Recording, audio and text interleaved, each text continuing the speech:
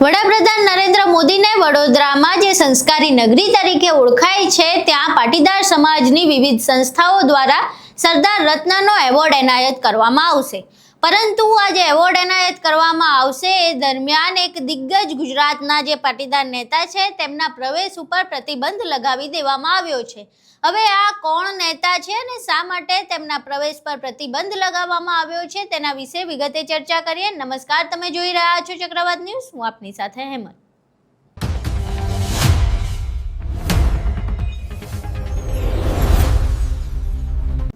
સરદાર ધામ 3નું લોકાર્પણ થવાનું છે અને ત્યારબાદ વડોદરામાં જે સંસ્કારી નગરી તરીકે ઓળખાય છે ત્યાં વડાપ્રધાન નરેન્દ્ર મોદીને વિવિધ પાટીદાર સંસ્થાઓ દ્વારા સરદાર રત્નનો એવોર્ડ એનાયત કરવામાં આવશે। હવે આ જે એવોર્ડ એનાયત કરવામાં આવશે, આ કાર્યક્રમમાં જે તમામ ગુજરાતના પાટીદાર અગ્રણીઓ છે, પાટીદાર નેતાઓ છે, તેમની હાજરી જોવા મળશે। અનેક સામાન્ય પાટીદાર સમાજના લોકો પણ આ કાર્યક્રમમાં ઉપસ્થિત રહેશે, પરંતુ સૂત્રો દ્વારા એવી માહિતી મળી રહી છે, એવા સમાચાર સામે આવી રહ્યા છે કે આ કાર્યક્રમમાં એક દિગ્ગજ પાટીદાર નેતાનો પ્રવેશ પ્રતિબંધ છે।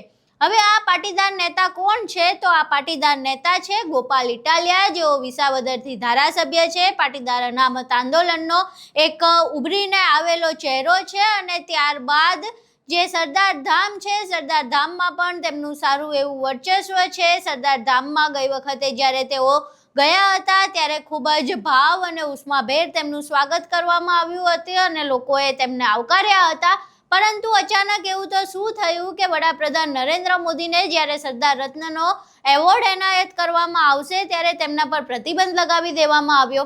જે પ્રમાણે સૂત્રો દ્વારા માહિતી મળી રહી છે તે પ્રમાણે એવું નક્કી છે કે જે ગોપાલ ઇટાલિયા છે તેમને આ કાર્યક્રમમાં હાજરી નહીં મળે, તેઓ આ કાર્યક્રમમાં પ્રવેશ નહીં કરી શકે। પરંતુ પ્રવેશ ન કરવા પાછળનું કારણ શું છે?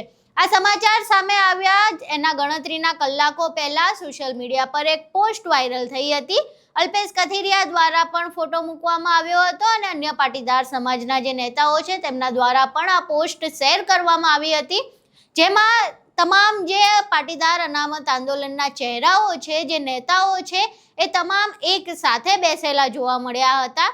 કોઈ પણ નેતા પોતાનો પક્ષ અને પાર્ટી ભૂલીને એક મંચ ઉપર, એક સ્ટેજ ઉપર, એક સોફા ઉપર અને એક ફ્રેમમાં જોવા મળ્યા, તે ખૂબ જ નવાઈની બાબત હતી। જે કોમેન્ટ બોક્સ હતું, કોમેન્ટ બોક્સમાં લોકો એવું લખી રહ્યા હતા કે પાટીદાર સમાજની એકતા દેખાઈ રહી છે, પરંતુ જે પાટીદાર સમાજની એકતાની હજુ અમુક કલાકો પહેલા લોકો વાત કરતા હતા એ ક્યાંક ને ક્યાંક હવે પાછી તૂટતી દેખાઈ રહી છે, કારણ કે ગુજરાતના વિસાવદરથી ધારાસભ્ય છે અને સરદાર ધામમાં પણ તેમનું સારું એવું નામ છે, ગુજરાતના દિગ્ગજ નેતા છે, પાટીદાર સમાજમાં પણ સારું નામ છે, પાટીદાર અનામત આંદોલન વખતે પણ તેમણે ખૂબ જ અગ્રેસર રીતે કામ કર્યું હતું, તેમ છતાં પણ જ્યારે વડાપ્રધાન નરેન્દ્ર મોદીને સરદાર રત્નનો એવોર્ડ એનાયત કરવામાં આવવાનો છે ત્યારે તેમના પ્રવેશ ઉપર પ્રતિબંધ શા માટે મૂકવામાં આવ્યો છે તે એક મોટો પ્રશ્ન છે।